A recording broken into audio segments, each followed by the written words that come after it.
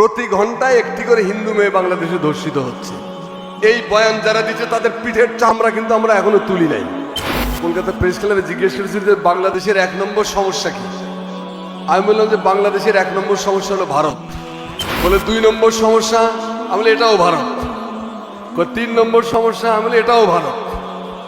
4 নম্বর সমস্যা, আমি বলি এটাও ভারত। তাহলে কতক্ষণ চলবে ভারত? আমি বললাম যে অন্তত 84% সমস্যা ভারতের দ্বারা, 84 নাম্বার পর্যন্ত চলবে ভারত।